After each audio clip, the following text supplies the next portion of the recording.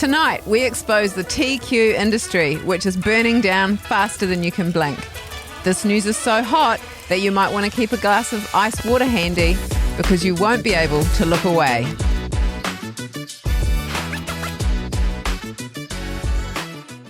Secondly, Mr. President, like too many organizations in the federal government, the ODNI has become very bloated with too much waste and abuse going on within the organization. We've done a few immediate steps. We are doing more. The ODNI is 25% smaller and more lean today than it was when I walked in the door and when you took office. Secondly, we have just this morning actually shut down a human capital office.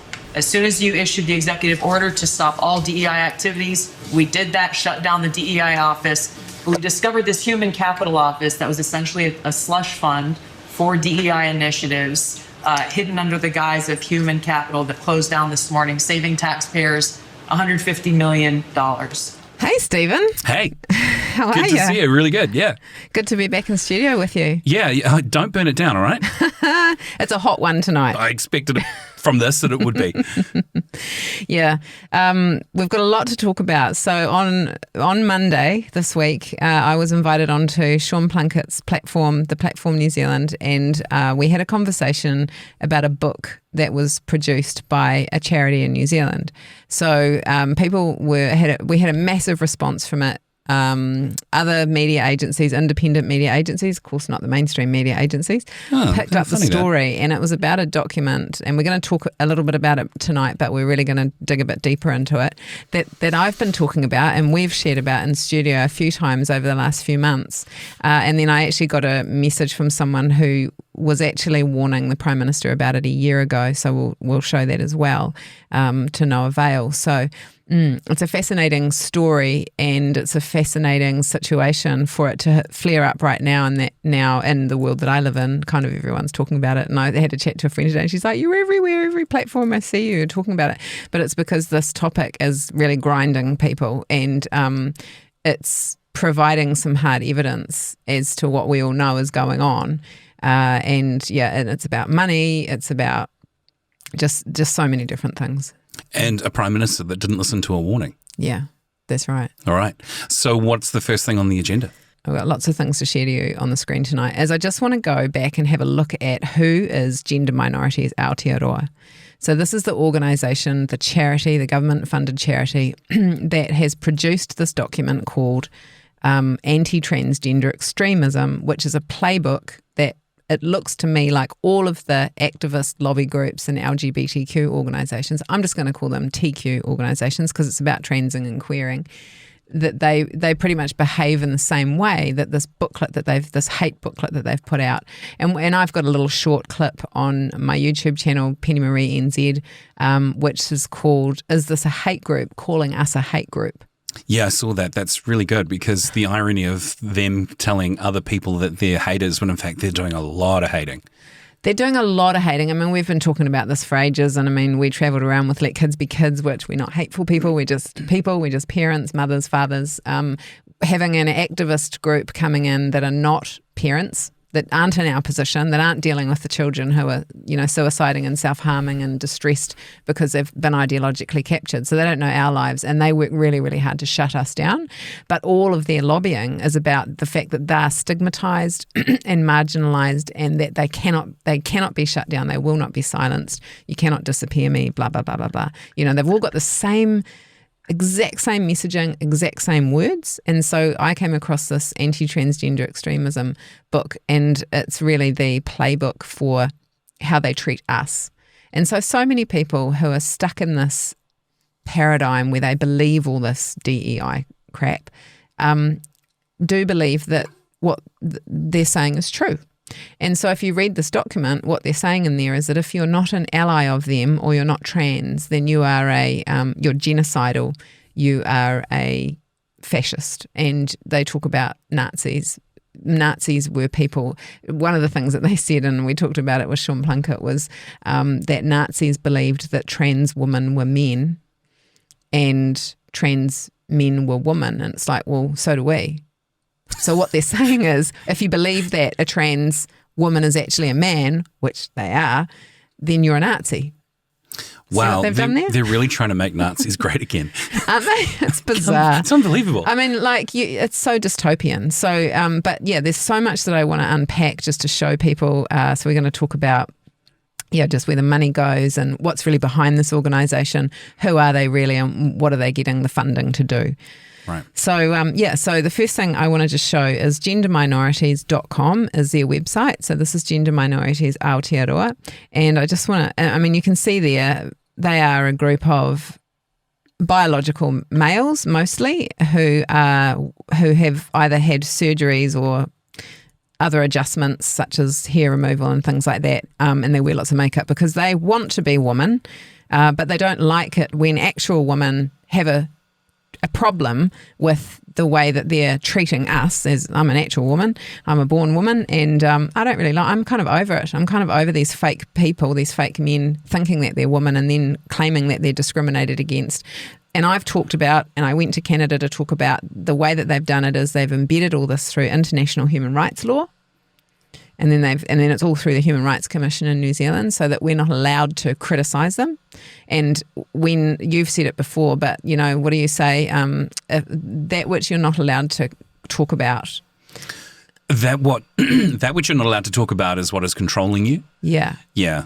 Yeah. So anytime that we're not allowed to talk about something, and we've gone through a lot of that in the last few years, and right now probably one of the biggest things is we're not allowed to talk about the fact that a man dressing up as a woman and maybe cutting his penis off because he thinks it's a great idea and he wants to be a woman, is a woman. He's not a woman. He's a man. Without a penis. Exactly. Yeah. So I'm just going to call it, and, they can do whatever they want to me, but I'm not going to keep lying. Not that I have been lying, but I'm not going to keep the lie going. We have to talk about this.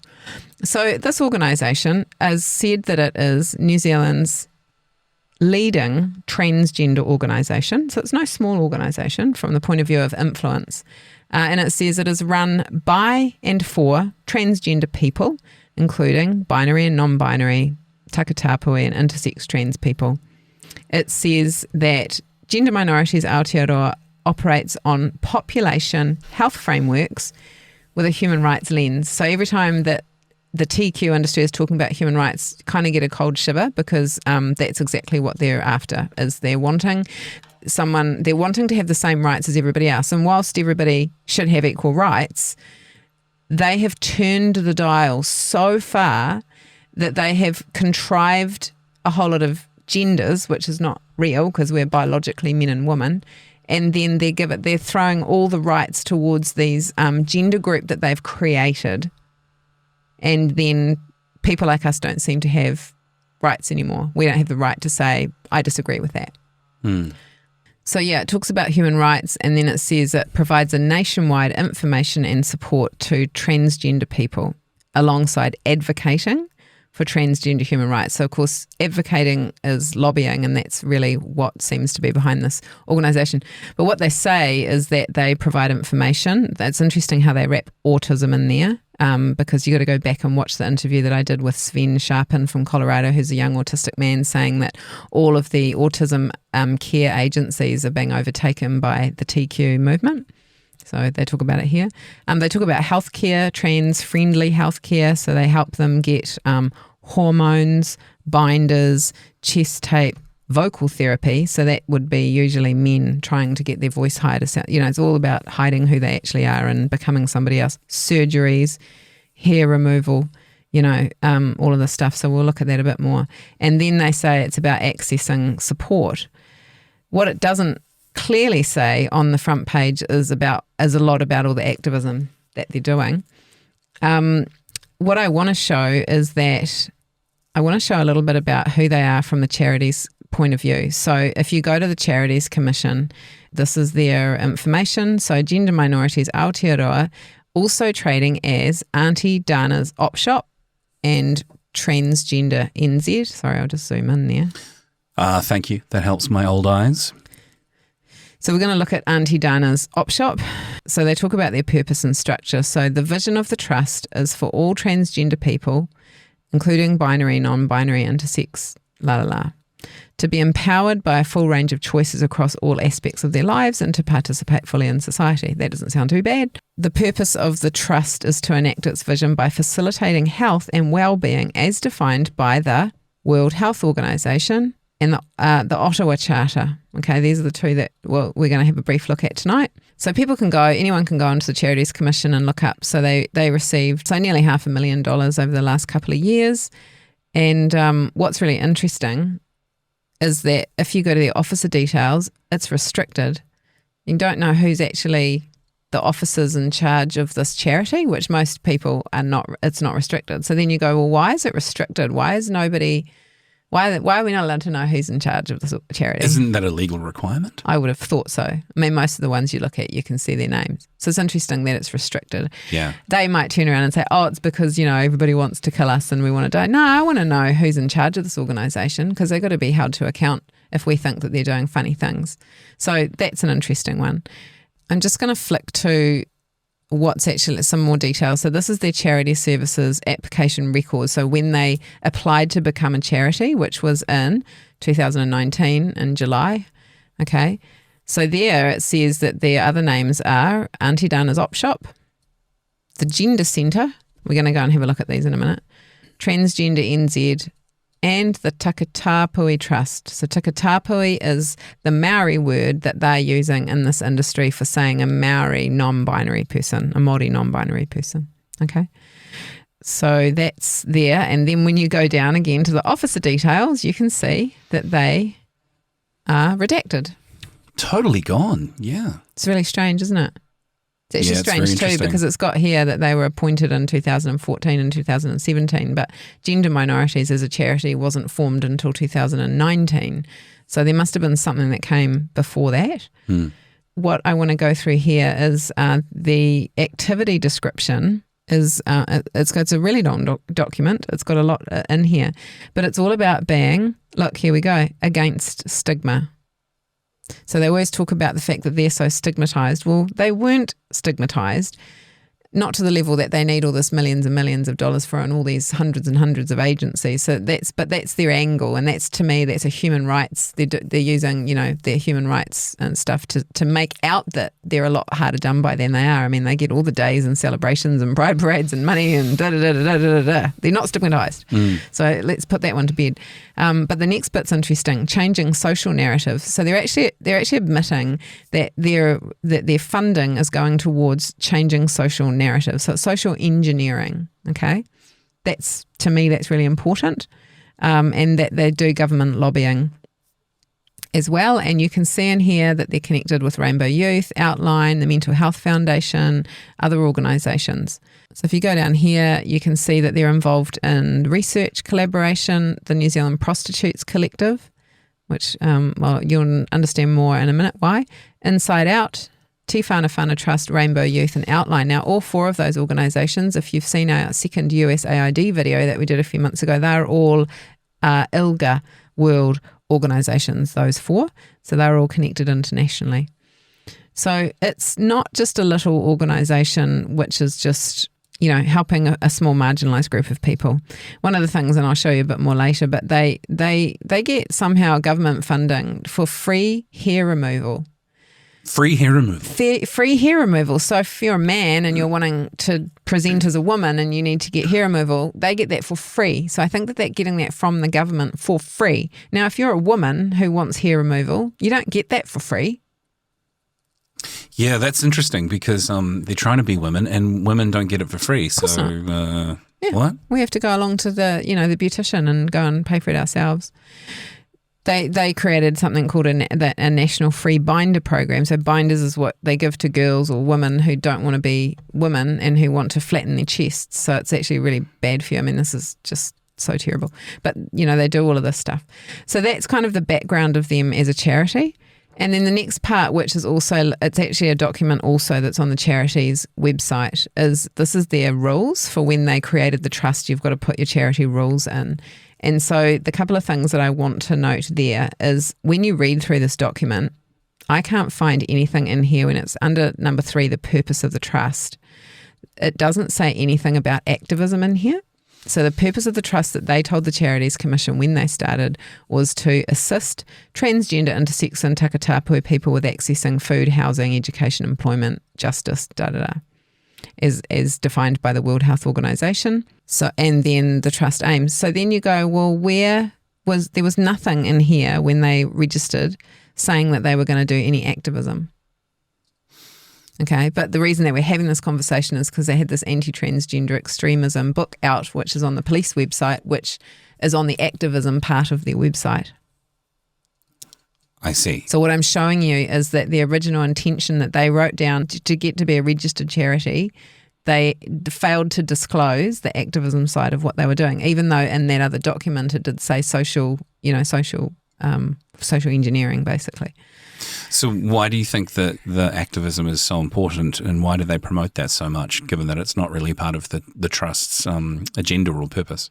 Because internationally, that's what these organisations are all there for, and that's why they're connected internationally and they receive international funding and support, which I'll show you through as we go through tonight, is that in behind what they're fronting as a group to help marginalised people is activism. And activism includes shutting down our voices, but it also includes lobbying the government for legislative change and policy change, Human Rights Commission changes, because they're so marginalised. They've created this massive storm of a problem that they say is real, which it isn't, and we talk about it a lot, that the contrived response to the Posey Parker event was their way of triggering something in New Zealand which made it look like New Zealand was so unsafe for trans people that they had to change all the laws to protect them. Why do you think that they can't bring up the purpose of activism in their founding documents like this? My question around it is that my understanding is that a charity can't be political. And I know that Bob McCroskey's Family First was removed from the charities register for so-called being politically messaging, right? But all of these trans agencies are political by nature. They're pretty much all linked in what I've worked out so far is they're all heavily linked in with the Green Party and quite some with the Labour Party. So they are political. I mean, there's photos of the leaders of these charities with the Green Party members. So it's very intertwined. It's not separate. I mean, everybody knows it's not separate. But the point is, why are these agencies exempt from tax, and why are they able to be a registered charity when they're clearly spending energy and resources on political activism and lobbying? So they're clearly activist organisations getting charity-type money. Yeah. So if people could prove they're actually politically motivated, would that actually get rid of them as charities? Because then it would be obvious to anyone giving a fair assessment that they were not meant to be a charity. I would think so, but I'm at the point where I would like to ask whoever the right person is for an investigation into the Charities Commission and why there are so many of these and why they're able to run when actually you look at the finances and they're not serving anybody. Would you think the Charities Commission's gone so totally woke and trans itself that it's positioned its people in all the right places so that they're bulletproof to any accusation like that and can fire out at places like Bob McCroskey and get rid of him, knowing they're doing exactly that same thing? I believe that probably is what's happening because so many of the Crown agencies are completely captured by DEI, and I don't know how the structure of the Charities Commission works. You know, it's a little bit sad for me because my ex-father-in-law used to be involved in the Charities Commission back 20 years ago. Back when it was really genuine. Back when it was, I would have thought it'd be genuine back then. Yeah, he was involved in the Blythe Foundation. Now, wouldn't you? Yeah. Yeah, well, you know, I mean, obviously there are good charities around, but there is a massive amount of these slush fund charities. So, you know, it's really important going back to what Tulsi Gabbard said. We didn't really talk much about that, but the fact is, she was tasked by Donald Trump to find to shut down the DEI section of the Intelligence Bureau, and they found it, and they found a slush fund in there, a human resources slush fund. So what did she say, $150 million they just saved the American people? I would say that if we're able to do a full investigation, and I mean, I think I'm probably doing more investigation into this than anyone else, and I've got a team behind me, by the way, and other organisations, and the ladies from Lesbian Resistance. I just want to do a shout out to them because they do some research that contributes in too. So yeah, they do some really important work. Yeah, and they research with me, so we share files and they work on research projects with us. And then I've got other researchers in the background, all voluntary, by the way. So we're up against it. But the fact of the matter is there needs to be a full investigation into this because it's a slush fund. So I'll continue on and show you a bit more. But yeah, the important thing about this is that when they created this with the Charities Commission in 2019, there was nothing in here about it being an activist organisation. And then the other thing I just want to show you, I'll just scoot down to the bottom, is that again, they're all redacted. Oh my God. Right? So then you're like, what is so secret about this organisation that we can't know who is involved? Because, I'm not going to run around out there with pitchforks. Sorry, just go back a bit. Yeah. I got to see this for myself. Just looking at that on the screen there. Okay, we're looking at, this treasurer, he's redacted, or she. Secretary. Chair, National Coordinator, Treasurer. Right. All redacted. Yeah. Sorry, I got Isn't that strange? That's fascinating. Look at that. They're redacted too. The officers and trustees, that's their names. So what is going on with this charity is my question. So the next thing I just want to look at is just going back to when we talked about the purpose of the charity and they talked about the Ottawa Charter. So I was like, what's the Ottawa Charter? And they talked about the World Health Organization. So this page here is on the World Health Organization's website and it is about the Ottawa Charter. So the first international conference on health promotion in Ottawa was in 1986. This is going back a long way now. And just to summarise, the Ottawa Charter was to address health inequalities, build public policy and create supportive environments for better health outcomes for all. So Can you just highlight where you're reading that from? I'm actually just speaking off my own notes. Oh, you know it really well. So I'm summarising here. Social justice and equity is an important part of it there, that bottom bullet point. Starts with peace, shelter, education, food, income, all great stuff. A stable ecosystem, okay, not sure what that is. Sustainable resources, good. But then social justice and equity, that's fascinating, isn't it? Well, yeah, and that's what I wanted to. What does that even mean? I wanted to call out. So what I wanted to read out. These are my own notes that I made. It may be that what we're now dealing with is a health system that's tipped towards funding and supporting trans healthcare. Right. That has its roots that go back to things like the Ottawa Charter and maybe other global health policies that later became significantly influenced by the Yogyakarta principles. So I'm not going to go deeply into that tonight, but my Canadian testimony that I did was actually showing, putting the Yogyakarta principles that go back to 2006 on the record, which was when there was a group of transhumanists, transsexuals who got together, who were connected to the UN, who were high-level lawyers, and they basically created a bunch of principles to impact on international human rights laws and it was the birth of gender identity and gender fluidity and shoving gender into law rather than just biological sex. So what I'm saying is... So that's where they start sort of popping these types of things into there, just sneaking them in the bottom. Because this is years ago, right? This is years and years ago? So, well, yeah, this is what I'm saying. The Ottawa Charter is like 1986 and then the Yogyakarta Principles was 2006. So what I'm saying is it could be that this was written with no ill intent. But both of those dates are long enough ago for you to sort of have them put in there and then mean nothing and not act on that last bullet point for years and years and years, and then it embeds, and it's just sort of a standard thing that's in their documents. And then because it's now been in for 20 years endlessly with no real reference to it, now you've kind of got to go, we've always done this, and actually we're going to give this a bit more strength now. Yes, and I think there's key words, and you picked it up with that social justice and equity, because social justice those are the words that are completely tied in. So what I will read out here is under Enable, under the Enable title. So it just says health promotion focuses on achieving equity in health. Now, if you look at that through the cynical lens that I now have on the word equity, because you would think equity is like, cool, everyone should be having the same thing. Yeah. They've been pushing that we're to be, or the health system is to be as equitable to them as everybody else. Which is concerning, because if you're a man who needs a whole lot of drugs, surgeries and IPL and voice changing stuff to become what you think is going to be a woman but isn't, then what you're saying is, well, I get to have what I want, so give me all the money so that I can have what I want, which is all this pharmaceutical, medical, surgical support. Okay?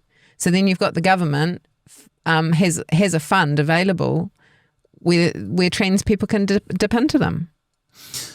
Yeah. Dip in for a kind of highly stylized, idolized, distorted version of what it means to become a woman as a man. So I'm not for equity in that sense. I'm not for funding someone's delusion or their mental health problem or their fantasy or their fetish. Why should we? Why should we be funding people's fetishes? No, do your fetishes on your own time. Yeah. Yeah. Yep. Like if you're a woman and you want to go and have, a breast implants because that makes you feel better, don't expect the government to pay for that. No. Right? If it's cosmetic. And because everything that they're doing is cosmetic. It's not for health purposes. It's cosmetic. They're trying to change the way that they look. They don't have to. Yeah?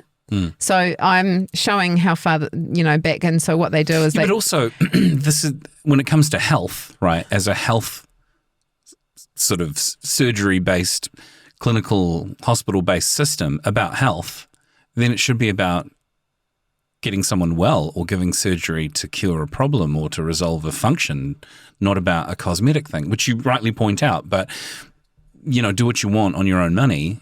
There should be equality for everyone. I would actually agree with that if it were actually about health. But they're sort of shoving it into the health thing as an excuse to sort of get around what they're trying to do. It seems to me anyway. Well, and because they've done all this stuff with human rights law, they've put gender in there, and so then they open up what gender means, and it's this organisation that is the one that's got all the different gender names, and I'll show you a bit about that later. But they've created this. They've basically opened the door that anyone with any fetish or belief about their own body, and it's so narcissistic. I mean, all of this stuff is about people wanting self-pleasure. Like it's all about me, right? It's not about acts of service, helping the community, doing whatever. I mean, they say it out on the front end, we're looking after the poor, marginalised rainbow. And, I mean, you look at this, and this is men.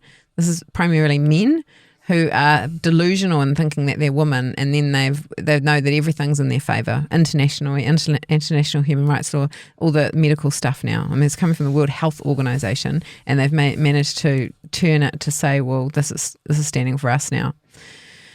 And because they say that they're marginalised and stigmatised, we're not allowed to question it. Yeah, it's interesting too, because when it comes from the World Health Organization, and the World Health Organization controls things like the DSM-5, the Diagnostic Manual for Mental Health and all that sort of stuff, then they've kind of got an edge into you not being allowed to call it a delusion because they control the wording on things. 100%. And yet a few years ago, before that agenda was pushed, everyone referred to it as body dysmorphia or something else, or a sort of some dissociative disorder where they're kind of not really comfortable in their own skin.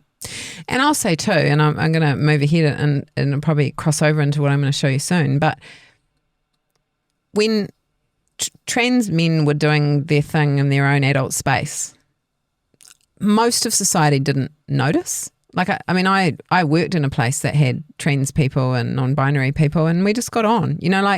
They make out that we were so awful, and it's like, well, no, we weren't. We were just like, you do you. Yeah. The reason that they're in the spotlight now is because they're coming for our kids. They're putting it in the school education system, and obviously that's where I sit. Like if someone wants to chop their dick off in their own time, I'm not going to, it doesn't matter. It doesn't matter to me because I don't have anything to do with you. If you're going to wave your flag about it in schools and you're going to demand that children need to learn about that in case they might be, I think that's But wrong. it's worse than that. It's worse than learning about that there are people out there who feel that way. It's really questioning the sanity of the child and going, do you think, Johnny, that maybe you're in the wrong body? Yeah. It's the things that are so subversive and manipulative that I think concern parents. And people don't believe that until we show them it, until they come across it themselves. Oh, and then they find out that for the last 5 years, Johnny's been called Samantha at school, but everyone's conspired, including the teachers, to not tell the parents. Yeah. Yeah. I mean, so many people are waking up to it. So that's how far this has all come. It's just mind blowing. But the Ottawa Charter, I think that they stick that in there because that gives them kind of a backbone, and it gives them kind of international cred to be like, hey, we're at the cutting edge worldwide of, what good health practice is. So how they've changed health policy. But yeah, so I'll finish up on that one there. Because well, let me just say there's one more thing. And white coat syndrome, which is where you put people who are doctors in a white coat. The white coat syndrome comes from the thing that if a doctor says to you, this is what you've got to do, even though you've heard that maybe you should do it, if a doctor tells you, you'll do it, because doctors have a certain authority, a programming built into us. So if you can get alignment with something that is associated with the medical profession and you're in their good graces, then everyone has to go, oh, I guess we better do it. We better toe the line as ordinary folk and accept this. Yeah. And what I'll show you is that part of gender minorities' activities is to lobby the medical profession and the doctors and things like that, you see. So, what a cynically smart move. It's unbelievable.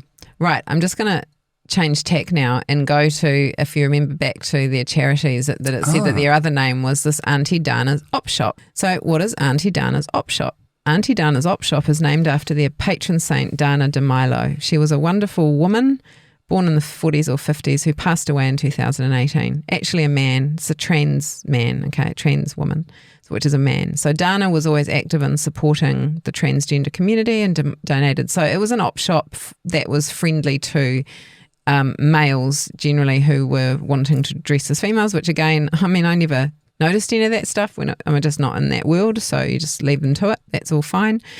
But I'm just going to play this short video. So this is on Tiara, which is the government's historical archives. We always supported one another, always. And I think it's still like that really in lots of ways. It's quite a close-knit community down here. You know, when people need help, they sort of rally around, you know. But a lot more so than it is today, because in those days, as I said, you couldn't get a job. So most of us would all live together to survive, you know, on your meagre earnings as a prostitute or whatever you could con, or change you could keep maybe from a drink or cigarettes or something. You just forget to give them their change or something, you know. But I mean, you mightn't eat, but the good thing was you could always get a drink, because men always bought you drinks because you look like women, you see. And in those days, you really did have to sort of pass, because otherwise, you know, you just didn't get anywhere. You just didn't survive. You get beaten up. So we really cared for one another. I think a lot of girls still do live together nowadays. It's because of the camaraderie, and you have something in common with one another. You understand one another, which is really difficult, especially in those days that people never understood us. So isn't that interesting? So that's a man, biological man, Auntie Donna, and saying they've obviously look enough like a woman that it's quite fun because men buy you drinks because they think that you're a woman. So that's part of their game. But even back then, she was saying that they weren't stigmatised and marginalised. They were prostitutes.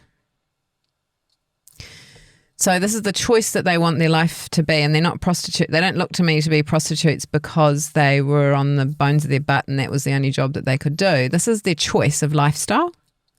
And by the way, Wellington-based. What else is in Wellington? I've heard a couple of things. Well, it's where a lot of our public service are. It's where our parliamentarians are and things like that. So is there a reason why this gets swept under the carpet? Is there a reason why this doesn't get talked about at the highest level? Because this, you know, again, I'm not, if that's what they were doing back then, whatever. But the fact of the matter is, it's morphed into, so remember, Auntie Donna's is one of the other names of gender minorities. So they've turned themselves at some point. So he died in 2018, and in 2019 they registered as gender minorities. So I think that there was a switch over into, we can get some money here. We're part of this global push to say that the TQ community is so marginalised and stigmatised. He didn't say that they were.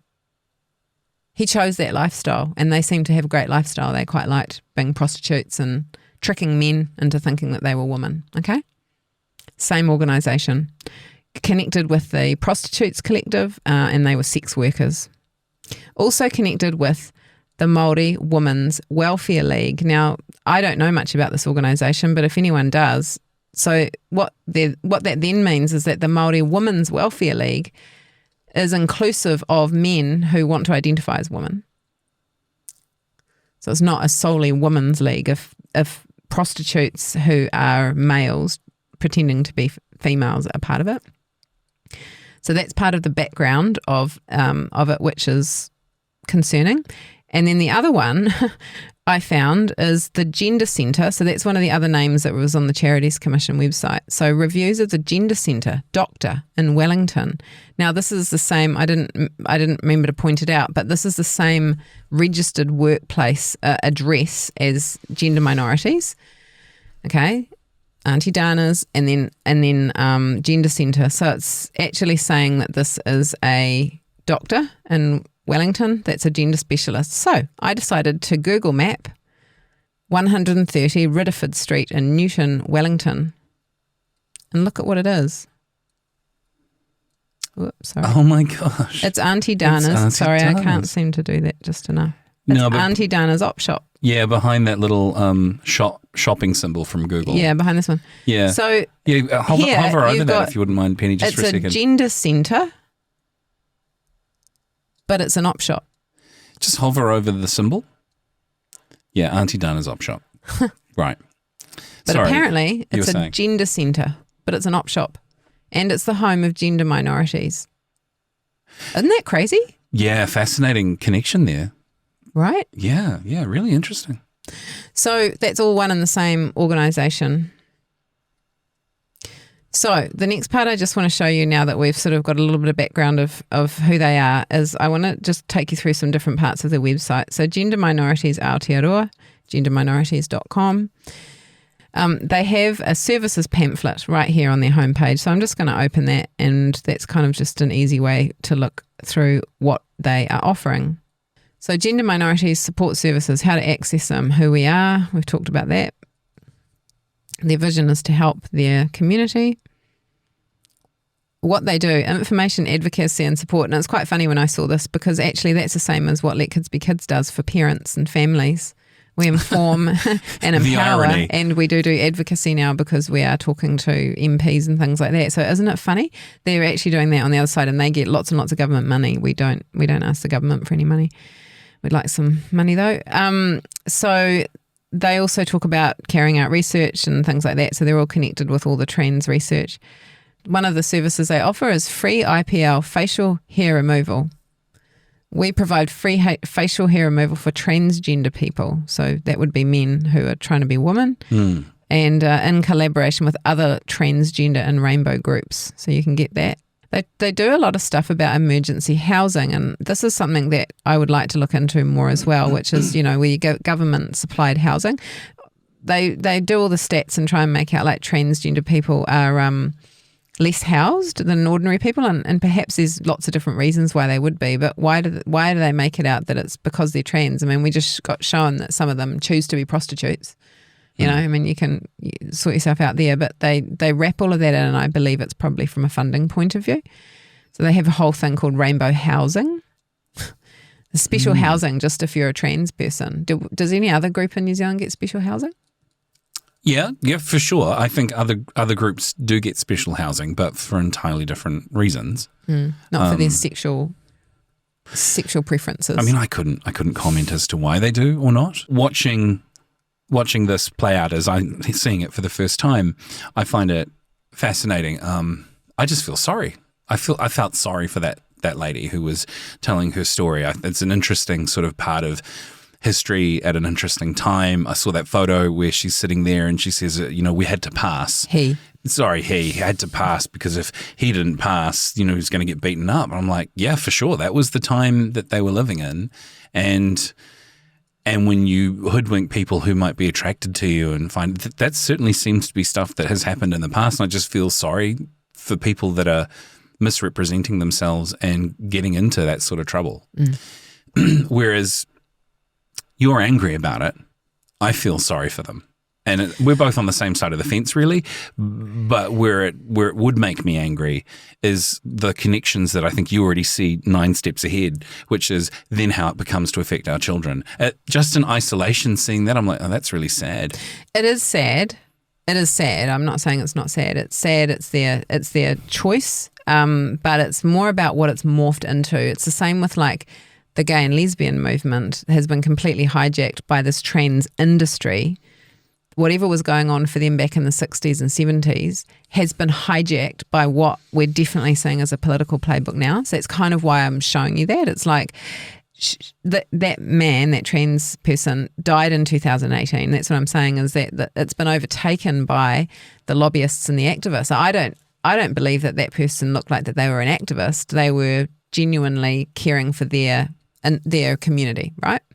I think actually there's been a shift. Brilliant point that I think you make there, because also the way the TQ industry now picks and chooses their icons in the past to build up a sense of, look, we had a past, is in how you tell the story. Yeah. I don't know that person, that dude who was that person in the 60s, would necessarily support what the TQ industry is trying to do to kids right now either. No, that's it. And, Georgina Byers passed away too, and he, I'm going to call them their biological names, was lauded as the first trans MP in Parliament and did a lot for this industry, which we now see it as an industry. But, perhaps they were coming from a genuine point of view. So I'm not trying to focus on any particular person. I'm, like you say, I'm seeing it from a long-term lens. And I do believe that these agencies have been captured and they've figured out how they can get lots of money and that they can lobby, and they have to do that by shutting us down and telling us that we're the problem and telling the world that they're so marginalised and hated on. Well, they weren't as bad as what they're making out. So you can see even on this flyer, it goes back to Auntie Donna's op shop. It's all connected. Then when they go down to their resources area, so there are over 100 PDFs and booklets and things, so they do a lot of stuff on resources, and you'll see the first one there is Activism. Activism, refugee and asylum seeker. So it's an interesting thing that I'm going to bring in a bit later. So they do a lot of activism. The other thing that they do is identity documents. So that's when you want to change under the BDMR, the births, deaths and marriages legislation, where you're allowed to change your gender marker and your born name. So they support all of that and they help people to change who they are, which is massively concerning, because if there's someone who we aren't going to know then who they were before. So if it's a man, and I've talked about this a few times, and I'm not saying that they all are, but I'm saying the worst case scenario is that you might have a man that's a pedophile or a rapist who may have even been in prison, who comes out and then goes through this gender change, does all of the things that this organisation is offering, and some of them paid for by the government, shows up looking, sounding like a woman because they've gone through all of the things, and then they've changed their names on everything, and you're not allowed to dead name them, then we have no idea what that person's past is. And I think that is fundamentally dangerous for our society and our children. Wow, what a great point. Why should they have more rights than us and be able to hide their past? Well, it's just dangerous. It's dangerous to do that to people that maybe are. But they say that they've for so long they've pushed that we're so mean to them and that they're so marginalised that we're not allowed to say anything, that they get away with it. They've done that. They've put the groundwork down so that we can't have these conversations. Yeah, it's crazy. Then they have a trans health directory. So you'll see there they push things like binders and chest tape, speech and voice hair removal, all the things. So again, it's all very much about serving themselves. It really brings up the issue for me of whatever gender affirming care means, which I think this fits in that category, right? It just always reminds me of if someone came to you that was anorexic and they were really skinny and they're like, I'm just so fat. And you wouldn't go, oh, that's right. No, you are. Oh, let me help you be more skinny. You would look at that and go, oof. So you wouldn't give them sickness affirming care for a sick person. So why do people do this? That's one of the main challenges that people have, is going, if you compare it to anything else, like a mental disorder or a choice or a behaviour, you wouldn't give an anorexic person weight loss stuff, right? So not only why are they doing this, but why are they doing it to such an epic scale and with government funding? And they've, obviously they lobby the medical profession to be able to make sure that they have all their rights. And that's really got to be unpacked now by people brave enough to do it and see through what they have ended up doing.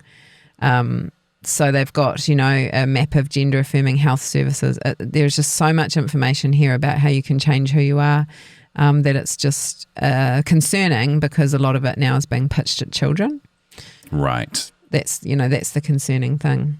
I'm just going to go back to the website, and I want to show you just a couple of different things on the website. So we talked about the legal name change. So one of the things that they actually have is a Trans 101 glossary. Now, for those of you with parents and with children in school, and you're seeing our Let Kids Be Kids work, or your kids are coming home saying that they think they're pansexual, asexual, transmasculine, whatever. In New Zealand, gender minorities appears to be the basis of where those terms came from. So they created something called the Trans 101 glossary.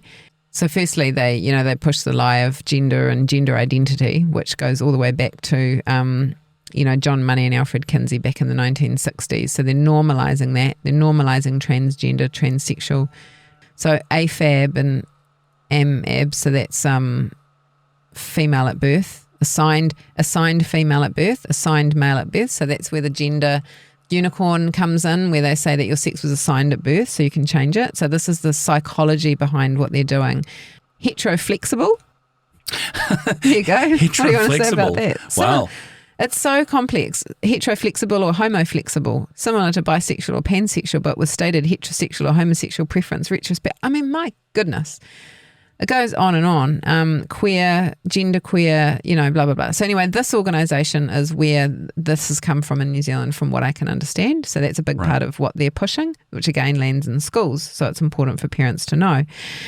Righty-ho, so this is the Activism page. So this is teaching them how to carry out activism. So again, this is their AntiTransgender Extremism, which we've talked about lots, and it's on the Sean Plunkett one, so I won't go into it again. Being trans and protesting. So I'd recommend that people go and have a look at that and see whether, they think that that's cool. It's quite a fascinating, frightening thing, because they're actually teaching people how to deal with the police if they were to get arrested and the police is dead naming them, or is and I did raise this in an earlier interview, an earlier conversation with you, where if you're a police woman, and you are dealing with a trans, so a man who is saying that they're a woman, and they want to get frisked, or they need to get frisked, they're saying that they have the right to ask for a woman, or a female officer, or it might be that they want to be a male officer, I don't know, but you know what I mean, they're saying that they have all the rights. But if they're doing something that's putting them in a position where they need to get frisked, why is it that they then are telling the police how they want to have it? But that's literally what this document is. It's literally like, don't let them dead name you, you've got your rights, you've got this and that. So it goes back to those rights again, it goes back to human rights. So it's very concerning. Will the police know my dead name? What do I do before a protest, under a protest? What do I do once I'm arrested? I mean, I haven't seen in any other group, an organisation, where they would actually have a book on how to deal with being arrested and what your rights are, and that the police are going to discriminate against you and things like that. It's quite concerning. So again, government money going into all of this. Yeah, so you wanted to have a look at the dead name. I'm just going to scroll to that there. So will the police know my dead name? If you have a police record, despite whether you have legally changed your name and gender markers on your identification, police will have access to the record of the gender you were assigned at birth and any previous or legal names. They may insist on calling you. So it's talking about the fact that, it says at the bottom there, do what makes you feel safest. So they're talking about that BDMR bill and that your name change, and now they're coaching them on how to deal with police that are wanting to look at their birth certificate and see who they really were. Right. Isn't that nuts? Mind the pun. It's nuts. Yeah, so on the health tab, just moving away from the activism stuff, if people can go and have a look, is it's important then to see what health stuff they're offering, because some of it is government funded. So they're offering gender affirming healthcare. They're offering, and they've got resources on how to get hormones. Find out how to get on hormones. Yeah. How to bind safely. Surgeries, and this is what I just wanted to put, surgeries, vocal therapy, laser hair removal. So all the things to help them to change, to morph. But this is what you want to know, publicly funded surgeries. So they're going to help you to try and get your surgery publicly funded. Wow. Concerning, eh? Yeah, fascinating. Why is our government money going into this, and why is all of our government policies bending towards this? Okay. Now, I just want to show you one blog. I'm just going to go to news blog. But what I just want to call out here, I noticed, was they've got a blog called Migrating from the USA to New Zealand. Now, I'll just call out here that I did a Substack in the last week about a Colorado family who had a child that they were raising. I think they were raising their son as a girl, and they were so terrified of Trump's policies that they immigrated to New Zealand last month in July, and they've moved to Queenstown because they think that New Zealand is a safer place than Colorado. Now, I know people in Colorado in this space, including Sven, and they have some of the most liberal laws in the world, and they're really battling that. Down at state level, they're not wanting to do what Trump is doing. So they've put in some of the most trans-friendly laws, and there's cases being put in against it. So Colorado and California are two of the states that are the most friendly for trans people. And yet this family made a big hoo-ha about the fact that they were so terrified about Trump's policies and their child was going to be stigmatized. I think this child's 9 years old, and they're saying that it has been identifying as the other for a few years now. Sorry, but... Makes for a good story, makes for something to publicise. Well, and it makes me, when I saw this, wonder if they had actually been in touch with Gender Minorities Aotearoa, because they have a whole blog on how to migrate from the USA to New Zealand, obviously if you're a trans person. If you're a trans person who's thinking of migrating, then this post is for you. We also recommend checking out our FAQs. How do I immigrate? Can I change my identity documents in New Zealand? What is the cost of living? How do I find out about housing? Can I get hormones and binders? So they're promoting New Zealand as a very trans-friendly destination, and they're going to help them, like a trans refugee. Wow. Wow, that's interesting. So New Zealand's kind of clean, green, Lord of the Rings, and trans refugees. Trans refugees. Yeah. Wow. Yep. So people need to know about that. Which cities have good schools for trans kids, and then it's got links to Inside Out and Rainbow Youth and stuff like that. So could be that family got in touch with this organisation.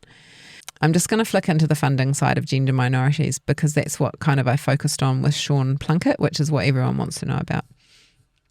This is their annual report. All their annual reports are on their website for 2022 and 2023. And all I want to call out here is who their funders are. So let me just zoom in. So in 2022, this was their major sponsors. The first one, Ministry of Health, funding a charity. Don't know if that's normal, but I'd like to ask the head of the Ministry of Health. And then the usual suspects, the Tyndall Foundation, Absolutely Positively Wellington Council, so that's your ratepayers. Now the Rule Foundation, as I explained with Sean Plunkett, and I've explained on the Jacinda Ardern Grant Robertson video that we did, the Rainbow Wellbeing Legacy Fund there on the second line, that was a fund that was created by Jacinda Ardern and Grant Robertson in 2019, and they kicked it off with $1 million and they put it into the Rule Foundation. So the Rule Foundation was their slush fund push over. Thinking back to what Tulsi Gabbard has said, I think we're finding some of what the government money is going into. Yeah. And then the Rule Foundation distributes the money out to rainbow charities, and then another one called Foundation North that also gets some of that money from the Rainbow Wellbeing Legacy Fund. So those two logos there are sort of talking about the same thing. I don't know anything about that one in the middle, but you'll see here Internet NZ, which has been in the alt news lately because they were part of the guy on the board was from Fact Aotearoa, which is the organisation that was all about disinformation, misinformation around COVID and this stuff and anything else. And that's been, hopefully be debunked now. Right. And then the other one on here is the International Trans Fund, which we're going to go and have a look at. So these are the funding bodies that fund gender minorities, right? Who are then allowing, free health services and activism. And then we've got the latest annual report. So 2024 annual report is out, and you'll see it doesn't have Internet NZ on it anymore. It's got all the other ones are the same. Oh, I wonder why they've gone. They've gone. But an important one to note that has come in is one called Community Matters, which we're going to go and have a look at, because they're the ones that actually funded the Anti-Transgender Extremism book. Oh, really? Yeah, so here's the Anti-Transgender Extremism book, which was published in 2024. By Community Matters. And there we go. It's right there on the second page. Wow. Made with support from Community Matters, Preventing and Countering Violent Extremism Fund. So we're going to go and have a look at who this is. So Community Matters, what is the Preventing and Countering Violent Extremism Fund? Now, this is what I talked about with Sean, and it just blew my mind. But I wanted to just be able to put a visual of it up so that people could go and have a look for it themselves. So it's communitymatters.govt.nz, and then I searched Preventing Violent Extremism, and I came across this page. So it says here, the Preventing and Countering Violent Extremism Fund is a Crown fund set up to support community, civil society and non-government organisations to deliver initiatives that counter and build resilience to violent extremism and radicalisation. Now, what bothers me the most is that they have flipped it. They are the ones who are violently extreme and radical. Yeah. But they got money from this organisation to write the book AntiTransgender Extremism, which calls anyone that questions them fascists and Nazis and genocidal. So this needs a big investigation because this is government run. So it says funding activities may include, but are not limited to, improving recognition of warning signs, extreme narratives, and other safeguarding concerns. And again, to me, this book is a warning, as a sign of extremism. It's a sign of extreme narratives. I mean, I haven't seen many documents in New Zealand that are calling the general population fascists and Nazis and genocidal, but this book does. Wow. Right? Yeah.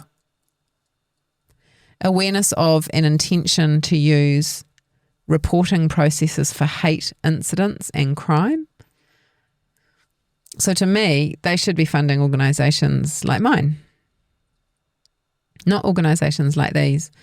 So it says what can be funded. Grants will be considered at approximately $50,000 to $80,000. So I think that must mean per agency. So maybe Gender Minorities got about that much or more. And anyway, what I really want to hone in on is what I talked about with Sean. Who makes the funding decisions? The funding decisions are made by the Department of Internal Affairs. Right. Yeah, that's interesting. And I mean, just as surprising it was to see the Department of Health adding charity money, this is fascinating too. Really, it's well, going back to what you said, we didn't really flesh that out. But the Ministry of Health funding gender minorities, which then gender minorities sends trans people to the Department of Health Services to get free healthcare to trans them, seems like a conflict of interest at the very least. But perhaps the money go round. Has it ever occurred to you that in the 80s and 90s, when money for mental health really dried up, and a lot of places that were offering care, despite the checkered history of some of those institutions, when that was defunded, if you will, that it was really just replaced into these other locations? Into charities that they were creating, yeah. Yeah, into the places with affirming care and into a different agenda. Yeah, I mean, I couldn't tell you how long the whole gender affirming care thing has been in policy and health policy here in New Zealand. I know that there's a document that I think is from 2018. But I mean, like going back to what you were saying before about the history of this organisation and the people, is that, you know, there's been a movement for a while, but I don't know that it was fully politicised in this way. I would add, though, that I'm convinced that they have a really good ability to play the long game. When you see the documents dating back from so long ago that suddenly become the roots in the history of the movements now, which sort of didn't matter then. Yeah, well, we talked about it in that second USAID video, the roots of ILGA being NAMBLA, and that was like in the 1980s. And then you go way back, I mean...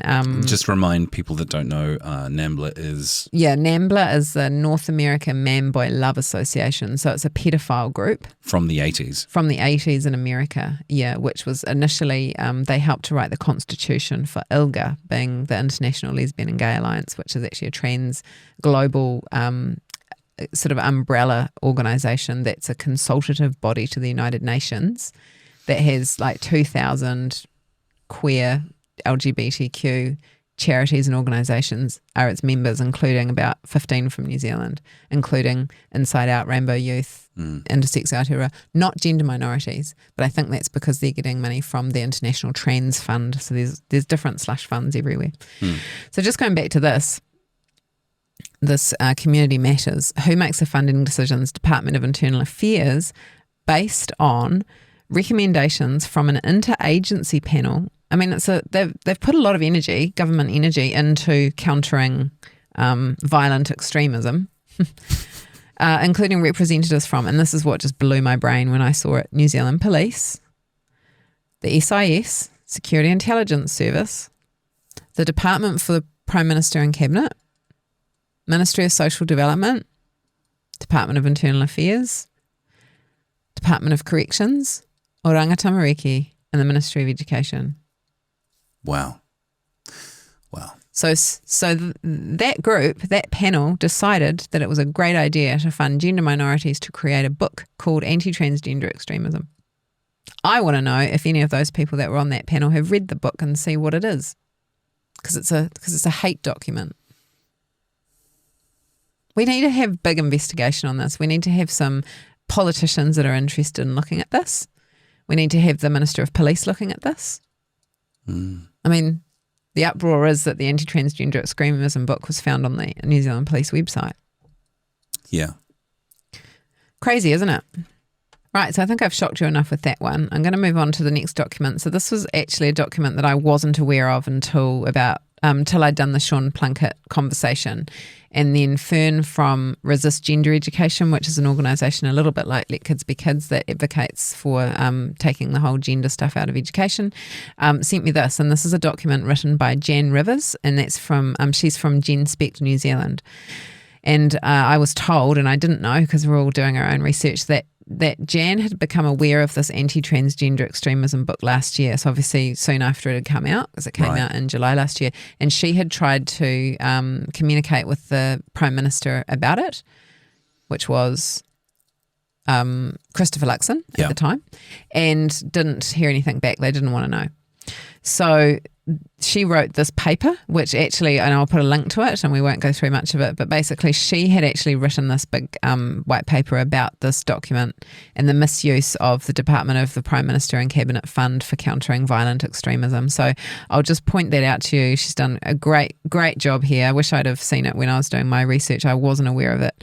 But she's saying some of the same stuff that I'm sort of talking about too, and brings a whole lot of other information in that I wasn't, that I sort of haven't looked at. She talks about several of the funded projects by this were in the form of a Snoopers Charter, that they're really trying to sort of spy on us and make all sorts of stuff up. And that this organisation links back to saying that puberty blockers are safe and reversible, which contains significant errors and misinformation. So I'd really recommend, if you're interested in this topic, to go and read what Jan Rivers has written, and thank you, Jan, for that. Because she was calling... What an incredible document. Yeah, she was calling it out before anybody else. There was no date on this document, but I'm assuming that it was mid to late last year. This report, arising from the DPMC funding, illustrates a failure on the part of the DPMC. The DPMC could have assessed the alternative political and ideological worldviews around sex and gender that might coexist peacefully, and sought to cool the temperature by demonstrating that differences of views do not equate to murderous intent, rather than advocating pluralism and seeking to reduce the risk of violence and extremism. The DPMC funding GMA has allowed them to argue that any competing voices to theirs should be closed down with zero tolerance for alternative views. The GMA analysis is so provocative that it appears likely to create the very problems that an anti-extremism fund should, above all, be keen to avoid by framing their concerns inflammatory accusations of Nazism and fascism, violence and torture. Transgender people and their allies are effectively encouraged to consider the very acts of violence and discrimination against people they disagree with on the basis that their views must be deplorable and unconscionable. GMA makes no effort to provide any objective appraisal of the issues that may concern people whom they regard as enemies. And that's such a good statement because, you know, I got involved because I'm concerned, because I hear the stories every day that children are taking their lives, and, you know, and we know internationally that young people are getting their identities disrupted and then they change their mind, and by then they've mutilated their bodies. So they're not allowing another point of view on this, which is really scary. So please go and read Jan's book document on that, and maybe she should do some interviews to talk about it a bit more. Maybe you should get her on the show. Yeah, I'd love to get her on the show. I'm just going to, the last thing I want to show you from the Gender Minorities website is actually, I found a connection to international funding. So there's something called the International Trans Fund, and I found a blog, and it's back from 2017, which again, this wasn't on the charities until 2019, so it's interesting. But anyway, International Trans Fund supports the trans community development in Aotearoa. We're thrilled to announce that International Trans Fund has granted us funding, and it will help us go to open the Gender Centre in Wellington next year. Do you remember what the Gender Centre was? Remind me. This one. The Gender Centre, which is actually Auntie Donna's op shop. Right? Yeah. What a grift. Total grift. Total grift. So that was the first time that I can see that gender minorities received international funding. So I wanted to now go and look at a little bit into who is the International Trans Fund, because quite quickly we will go right up the ladder here on this. So the International Trans Fund, and you can go and have a look at it, transfund.org. So you can go and have a look at what they do, and basically they say that they are a grant-making.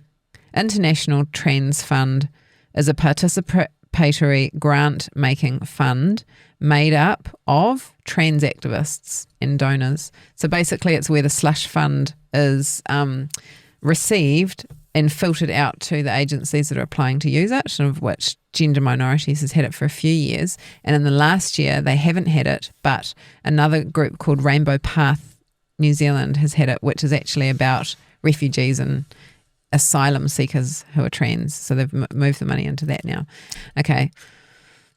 So what I want to show you here is that I found on their website, so International Trans Fund, this is where I'm going to show you who's funding the International Trans Fund.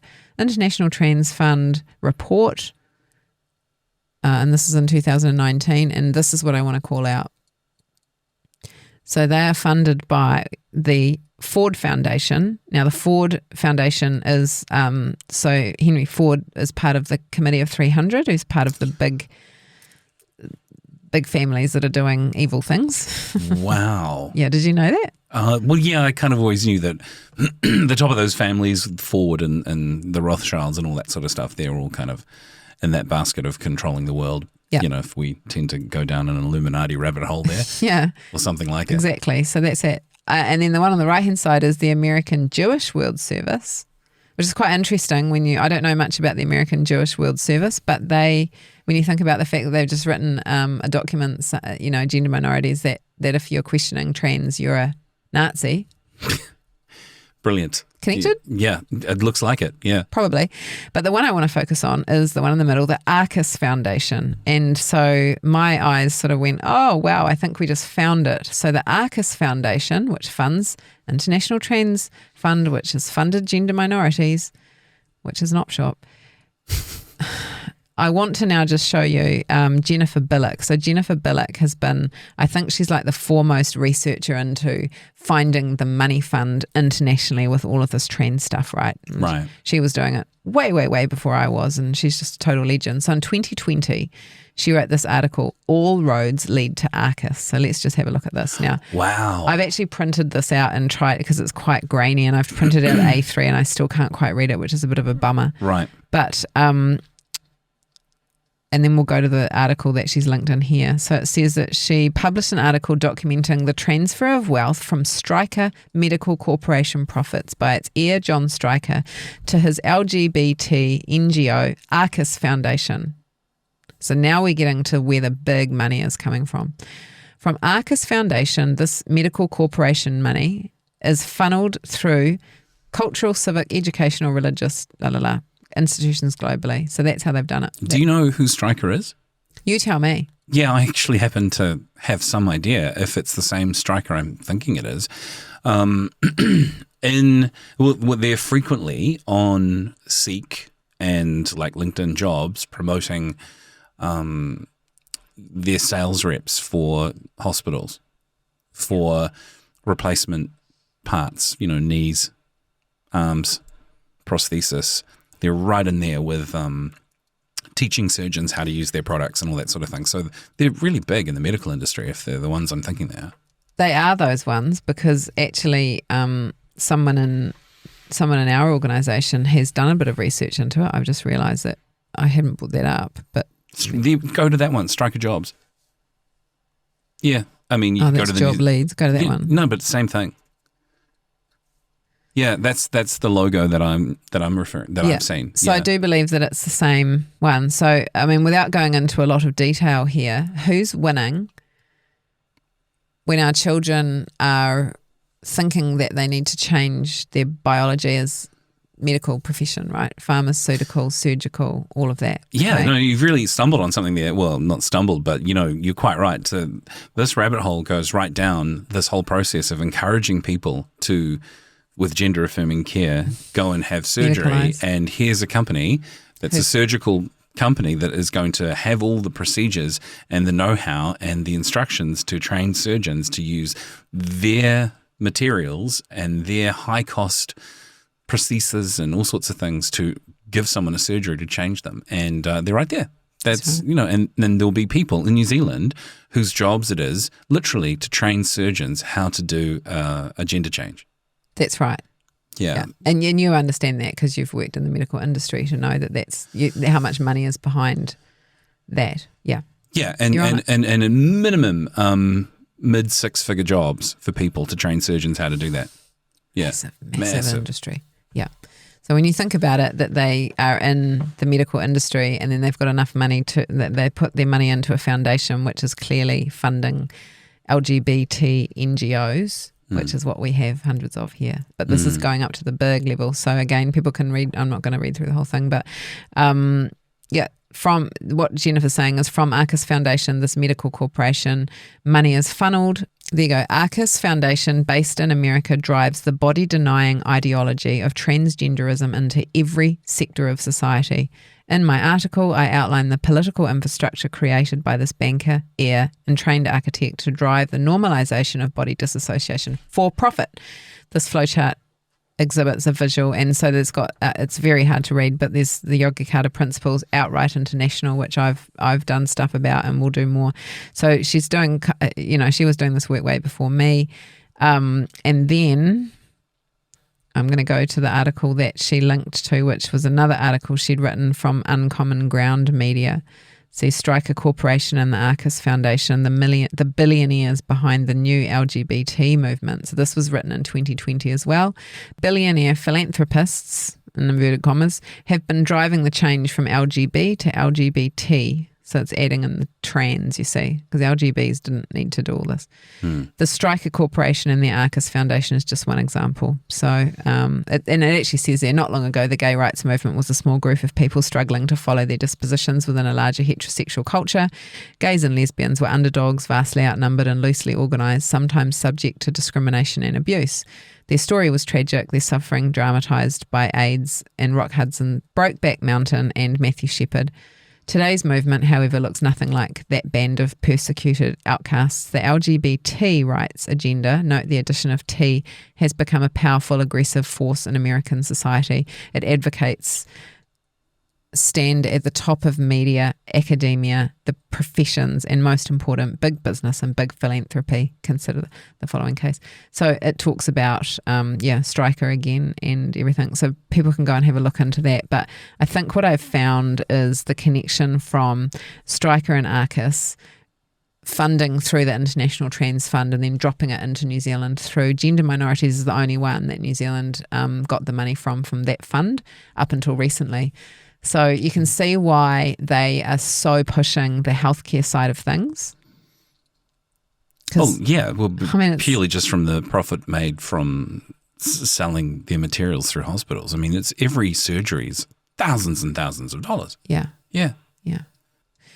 This one here, Rainbow Path NZ, this is the one that's received the tranche of funding for New Zealand in the last round. Now, we went to International Trans Fund looking for who they're still funding in New Zealand, and now they're funding this organisation called Rainbow Path NZ, which most people probably haven't heard about. But this one is about supporting LGBTQIA plus asylum seekers and refugees. So again, this is about bringing into the country probably the kinds of people that we don't really need, because if they're already a refugee and they're LGBTQIA, they're probably potentially going to come in and just suck more of our health resources and things like that. Right. And rather than being productive members of society. And it also says that they can link you out again to Rainbow Youth, Gender Minorities, Outline, So they're all connected. So they're the ones that are now getting the International Trans Fund from that striker, Arcus Web.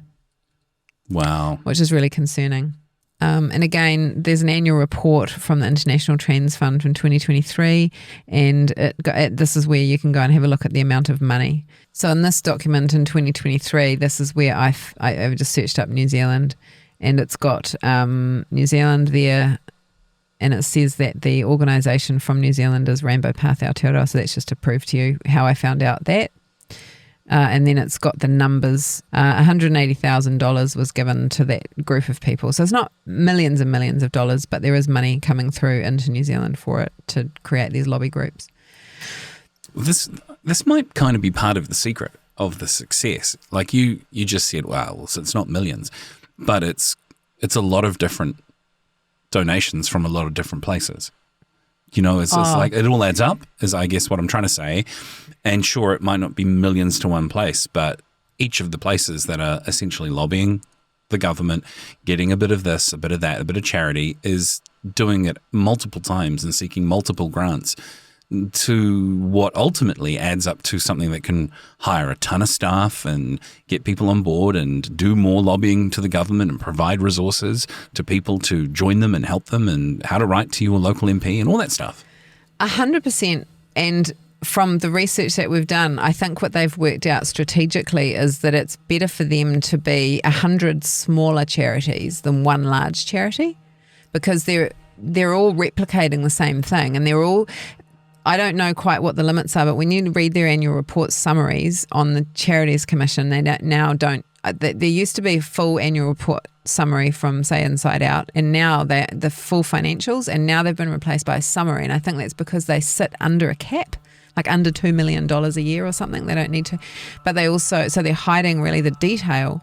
But it looks to me like most of these organisations are somewhere under $1, $2 or $3 million a year. So they're kind of flying under the radar, but there's lots and lots of them. Like a hydra with many heads, and versus if you had one charity with 200 staff, they can instead have, 50 charities with 2 staff each. Yes. And you've then got the impression that a whole tranche of society is really into this, because you can fund the same thing through many avenues. Yeah. Actually, it's just called out to me. There's something that I didn't cover in an earlier document, and this was their annual report.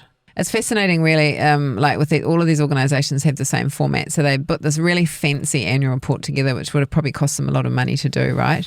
So they, that's where you find out who their sponsors are. This is Gender Minorities, by the way. But the whole document is just like a sales piece on them. So it's not really so much about their finances. And by the way, this is the executive director, Te Ahi Wehongi, who pops up in quite a lot of places.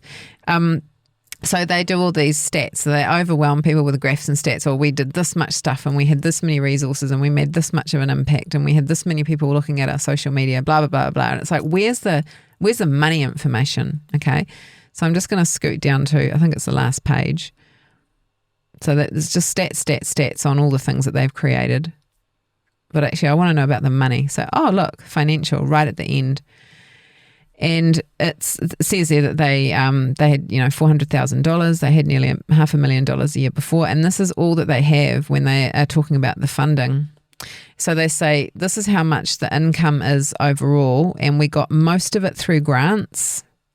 We did a little bit of providing services, so we sold our stuff, and then other, and that, by the way, is total income. So everything came from donations and grants. But what's also interesting is you go over to the expenses, and what are they spending it on? Personnel.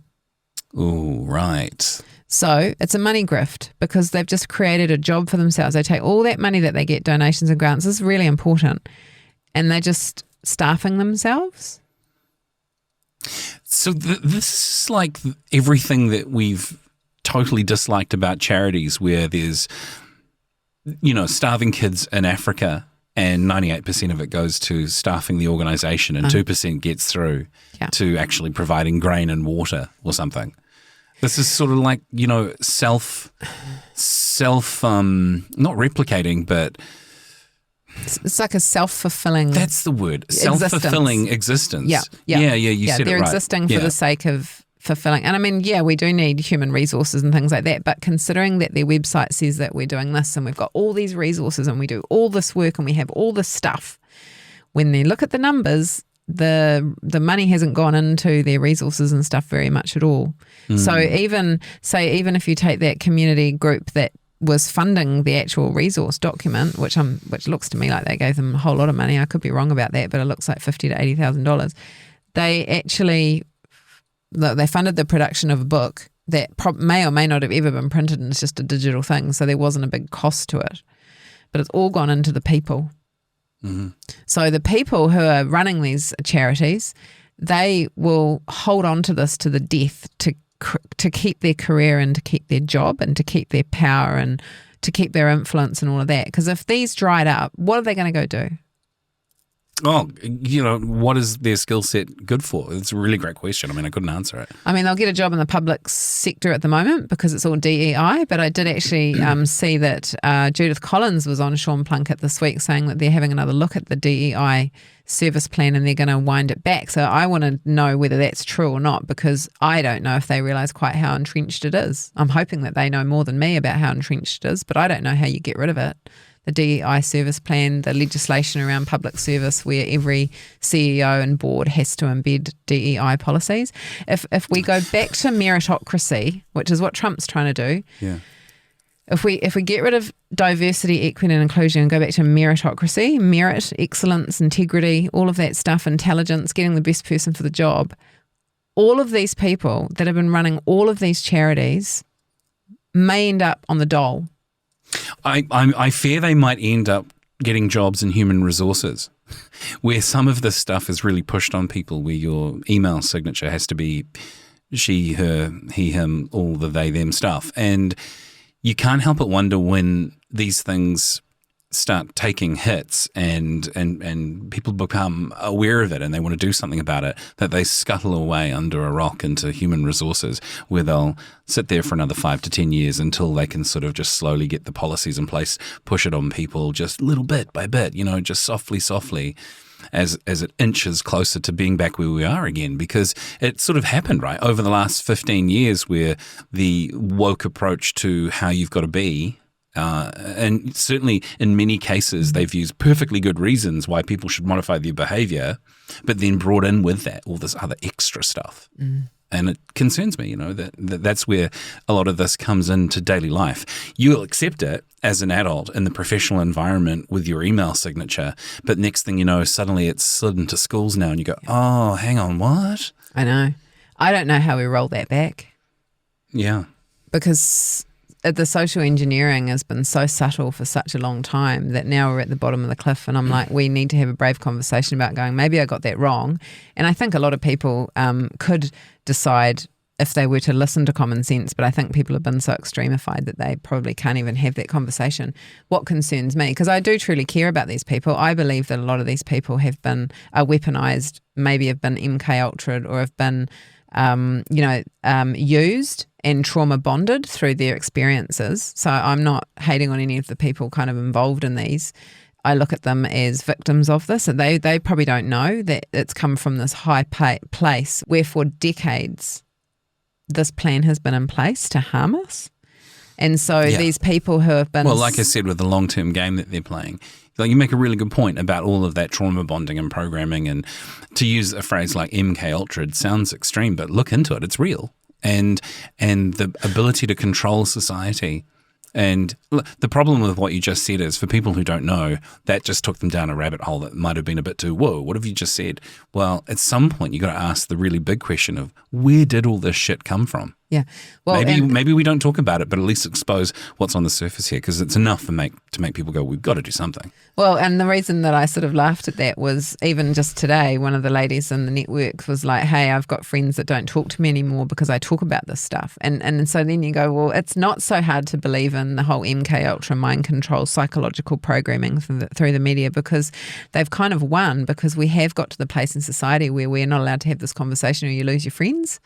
And it's like, when did we stop the ability to have a conversation with our loved ones and go, hey, maybe it's not what you think that it is. Maybe it's a propaganda. Maybe you're being told a lie.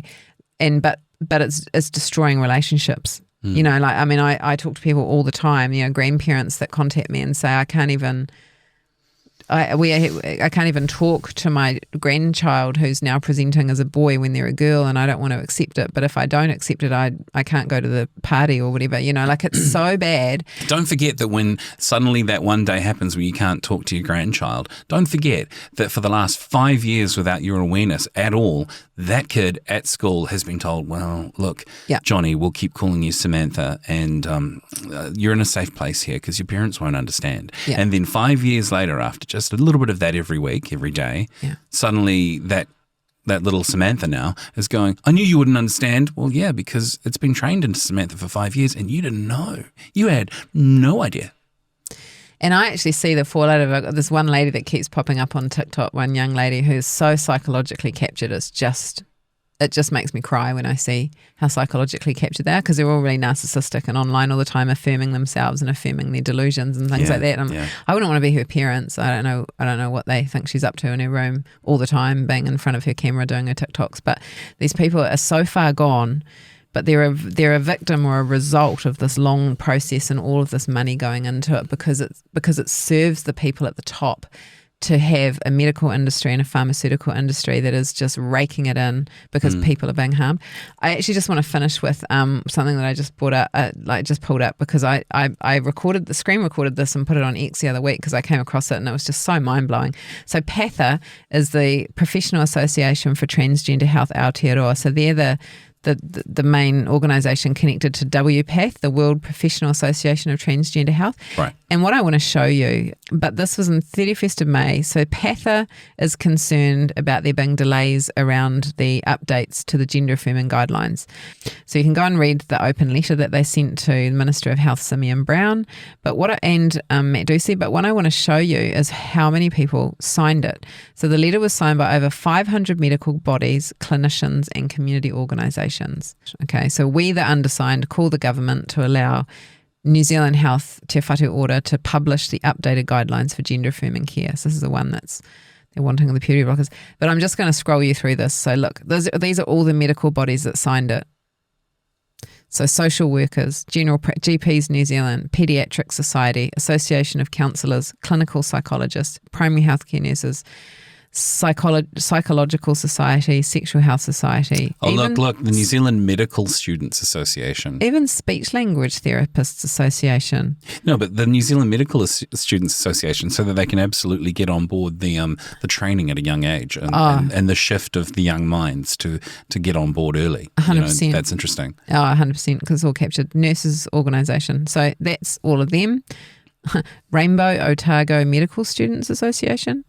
Perhaps no surprise. Get this, the Royal Australian and New Zealand College of Obstetricians and Gynecologists. Well, because they're going to be having to give recommendations to people to switch those things around. So you got to get them on board. It's crazy. Right? Yeah. Then you've got other organisations. So it's all like these are a lot of the organisations. I mean, there's Gender Minorities there. That's one of them. But you've got the Burnett Foundation, Inside Out, Intersex. It's all the same people. You know, when we talked before, the reason I thought to bring this up was you were talking about, you know, rather than one big organisation, are there lots of little ones? And I'm like, here they are. Here's all of those little ones. Yeah, and here they are all saying, so these are all lobbying the government to say we need those gender affirming guidelines when they know that on the outside there's people like us and other organisations saying, no, like glossery globally it's shown that puberty block is bad and we don't need them, so we're saying no, and there's a few of us organisations out there and not that many, and we don't get any government funding, and all of these ones would get government funding to then go and lobby the governments, what I'm showing you. Yeah, because one organisation can get a little bit of time with as many politicians as they can, but many organisations get a little bit of time, and you've nailed it. Yeah. And actually there was something else in the gender minority stuff where it actually said that one of the things they do is go and talk to politicians as well as go and talk to all the doctors, so they're in their ear all the time. Right. So so look, that just so many groups in there, Rainbow Hub, Rainbow Youth, everything. Then you get to the health services, birthright midwives, all the gender clinics, gender care clinics, counselling services, student health and counselling, it just goes on and on. University of Otago again. Then you've got individuals, and just look at how big this list is. These are all the people that have signed. So Dame Sue Bagshaw, you know. Wow. We talked about her with the HEADS assessment. Yep. She's a big one in there. You've got... Profile.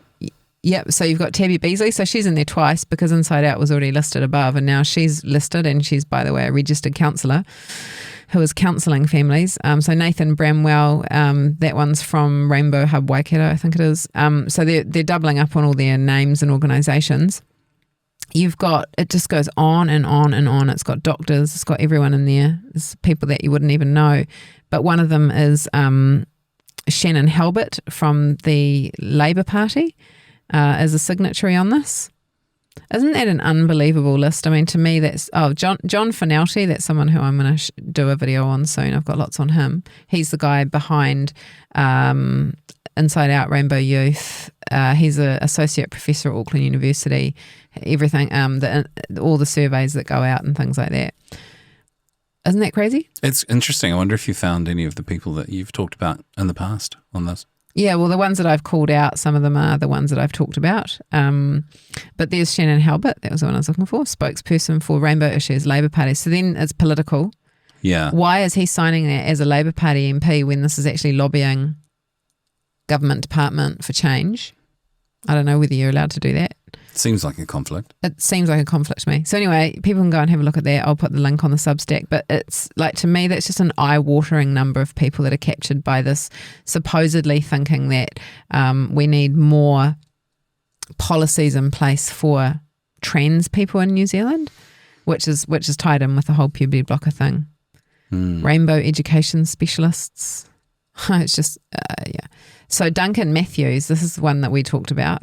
So he was the one who got the Order of Merit this year for services to the rainbow community, and what he was actually was the treasurer, and he was the treasurer of the Rural Foundation, and so he's the one who moves all the money around. So that's sort of awarding themselves within their own industry, right? That further push and sustaining their own book sales and purpose and all that. Yeah, but he would have been highly paid. Like, he's getting a job, he's got a career moving money around from the government into rainbow organisations through the slush funds. So he's a key one to look at, but he's signed this. So anyway, I'm going to finish it there because we've talked long enough, and there's a lot in there to unpack, but not a small marginalised group. Not by any stretch of this list's imagination. Not at all. No. And taking it all the way back up to the International Trans Fund and the Arcus Foundation, I think maybe that hasn't been done before around gender minorities. So what started as a conversation about this AntiTransgender Extremism book, by the way, that's all connected with the Soros Foundation. Oh, that makes interesting viewing for some of the stuff that's going on overseas and how Soros funds a whole bunch of protests and left-wing stuff. Yeah. So I'm just jumping back to this article about the Striker Corporation that Jennifer Billick wrote in 2020. So we talked about the Yogyakarta Principles, and that's what I talked about in Canada. So she says that with the Yogyakarta Principles, the seeds were planted to bring in and attach gender identity ideology to our legal structures. And that's what I've been talking about. So O'Flaherty has been an elected member of the United Nations Human Rights Council since 2004. So it goes back to international human rights, United Nations there. She talks about Outright International, which I talk about. I'm just trying to find the George Soros. There we go. In 2013, Adrian Comman, a veteran of George Soros's Open Society Foundations, a driver of transgender ideology that has begun initiatives to normalise transgender children, was named director of the International Human Rights Program at the Arcus Foundation to drive gender ideology globally. Previously, Coman was a program director of the International Gay and Lesbian Rights Commission. And in 2015, Arcus worked closely with funded Novo Foundation programs for transgenderism. Novo was funded by Peter Buffett, son of billionaire Warren Buffett. Right? So we've just found how this impacts on New Zealand. So there we go, folks. Wow. Quite a lot to take in there. Quite a lot going on. Yep. I'm going to keep going until this is keep discovering, Penny. Is picked up by political people that want to help, and ministerial people that want to help, and other agents and lawyers that want to help. Keep burning through your inexhaustible list and see what you fire, can find. You are on fire. All right, Pen, Thank you. Any final words for people to like and subscribe and all of the things that they can do to support? Well, I'd just say probably need something stronger than a glass of water. Cool. All right, see you in the next one.